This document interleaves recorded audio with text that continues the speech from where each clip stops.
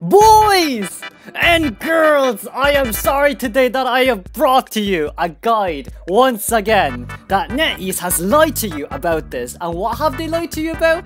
They lied to you about how useful lockers are, because lockers are complete bullshit of a useless piece of junk in the game, and I will be showing you why. Haha, okay, that's true. Okay, so how to spot survivors in the locker. Here, as we can see, we have Doctor, our little experiment hamster. Oh no! Right, so now Doctor will go into the locker. And as we can see here, Doctor is right now in the locker. Usually, you will have tinnitus, and you will have Hunter's Instinct if you brought Trump card, and you don't know where the survivor is, and as we all have known, Doctor is actually in this locker right now. Yes, no survivor will ever do this when they're at full health, because if they're unlucky enough, you can actually hear like Doctor in this locker. So let me just show it to you here. I turn my music down, I put my sound on, and let me turn my volume on for you. You hear that? You can hear Doctor breathing inside, because as I've said before, survivors breathing in lockers, they breathe really loudly. So hunters will definitely know that you're inside the locker, as you can see here. If they're at half health is a completely different thing, and I'll teach you how. You see how I'm dropping the survivor? And you see on the ground, right, there's a blue mark here on the ground, and there's a blue mark here again on the ground. This blue mark will only show up when the survivor is half health or less, as we can see. So Doctor will be running around a little bit in circles, so we can see the red mark and the blue mark. Now then, Doctor will be going inside the locker, right? Doctor will be going inside the locker, and even without the need to hear Doctor, this blue mark shows up when you're in the locker. Can you see here? This blue mark shows up when you're in the locker, meaning that there's a survivor in here when they're at half health only. Now, I will explain further on how this is very useful at the later stage, but for now, let's just let Doctor heal. And I'll show you another example when it's at like 1 chip, and then like 3/4 of health for survivors. Okay. Now then, Doctor will heal, but only 1 chip. Only 1 chip. Oh no, you know what? Doctor can heal. Doctor can go full health. Let's just get Doctor to full health, please.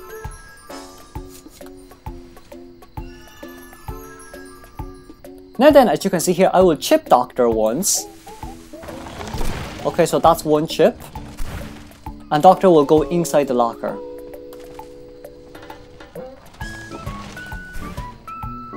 See how when Doctor is inside, there is no blue marks on the ground. Meaning that when you have only 1 chip, this does not apply. So it has to be either half health or more. So if Doctor wouldn't mind coming out again, because I don't want to keep dropping you. So, as we have seen before, half health work. Let's look at for 3/4 of a health. Okay, as you can see, the blue mark is now on the ground. So, Doctor, please proceed to go in.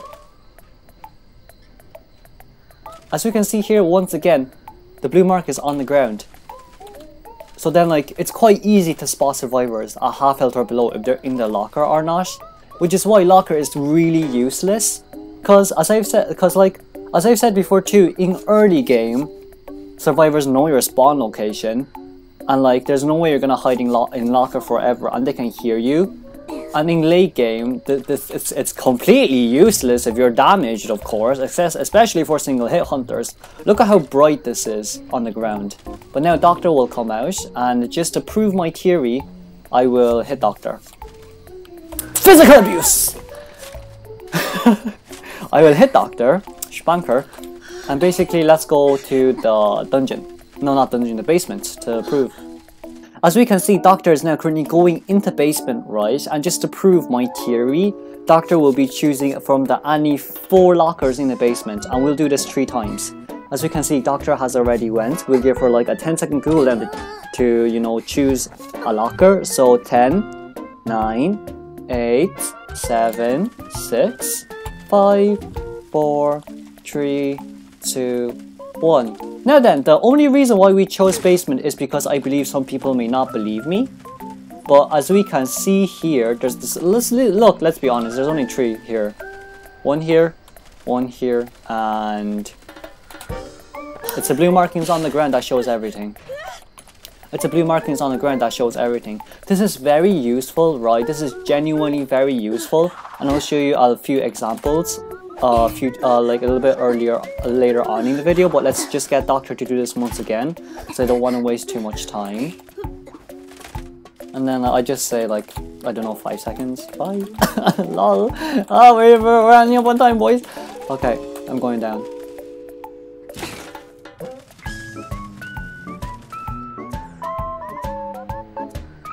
Hi.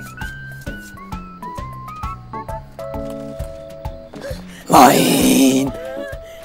Okay, now, so imagine in this scenario, right?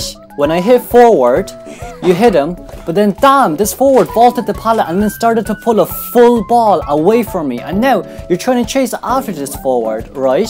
You're going, and then you heard tinnitus, but there's no footprints here at all. You do not see a single footprint because this forward has used that pallet and his full ball to get away from you, but you still have tinnitus. And now you're just running around looking for this forward, trying to find his location. Maybe he's crouching somewhere. But if you didn't know the trick, you have actually already seen the blue mark that's on the ground. That this forward has actually pulled a full ball, vaulted the pallet, get the pallet boost, pulled a full ball, and then immediately went inside this locker at half health. This actually happens in rank sometimes for me. Forward mains think that they can pull a full ball, get out of your sight, and then go into this locker. And for some reason, it has actually worked in low tier as well. And I just don't get it. Like, bro, this, it's right here. It's right here. God damn it, the blue markings on the ground tell it all. So like, especially for endgame as well, right? I doubt anyone will hiding lockers endgame, but like it's really useless. Lockers are really useless. The blue markings on the ground tell you everything. Like, honestly, lockers are just bad. My bad. Anyways, moving on. First of all, in early game, right, as you can see, here is my spawn location in early game.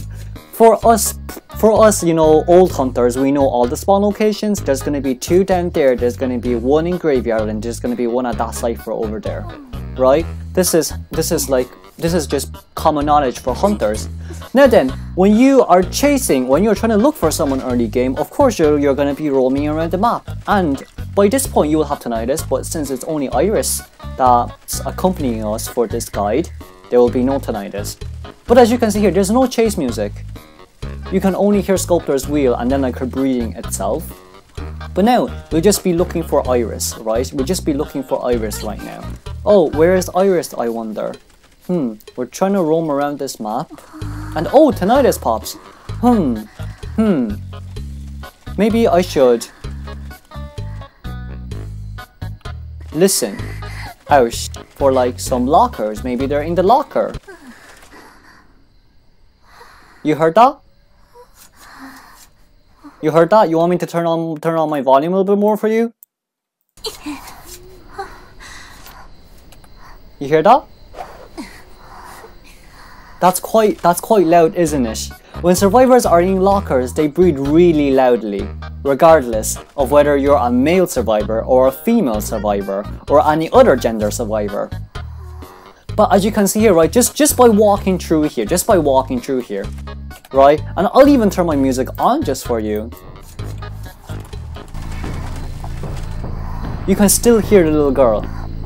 So like, regardless of whether you have your music on or off, it's really like audible. You can definitely hear it. Now Iris, would you mind coming out? There you go. See, it's Iris. It's the little girl. And like, since we know the spawn locations as well, we can just walk through. We can just walk, and then like just passing by, you can hear them breathe. But now then, okay, what if they're in the locker, right? What if they're in the locker, and then like you like you don't want to open the locker and you think they're crouching somewhere else? Well then, there's a way to do it, but it's kind of two different ways because of low tier and high tier. So first, Iris will go inside the locker. Now then, okay then, for an example, this is for low tiers because it might be a little bit different in high tiers. For low tier, when you're running up here from this spawn location in graveyard, you hear tinnitus, but you think that someone is actually crouching when you can clearly hear a little girl in the cipher, in the locker. Well, that's okay. It's okay for you to roam around a little bit, but there's this one thing that you can do as Hunter, and that is double backing, right? When you walk away, see, tinnitus is still there. When you walk away and when tinnitus disappears, right, you can just wait for a few seconds. And normally, in low tiers, the survivors will come out and then start touching the cipher, right? This is yours, like just give it a good 5 seconds and then go back to see what survivor it is. So we're going back now, tinnitus pops now. And the survivor is either like running far away from the cipher or still decoding it, as we can see right here. But in high tier, it's a little bit different. As we can see, there is a locker here, and when we go away and then come back, the tinnitus may have disappeared. Now, why would they disappear? It's because in high tier, the survivors know that they have to run to another cipher, like another safer location to be in. Because this location is not a good hiding spot, yet graveyard is. Yeah, graveyard is. So then like they'll most likely run into graveyard and start decoding there. If you want to, you can double back.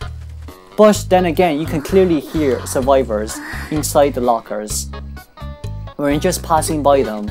So like, there's one here that you can just hear. There's another one here that you can just hear.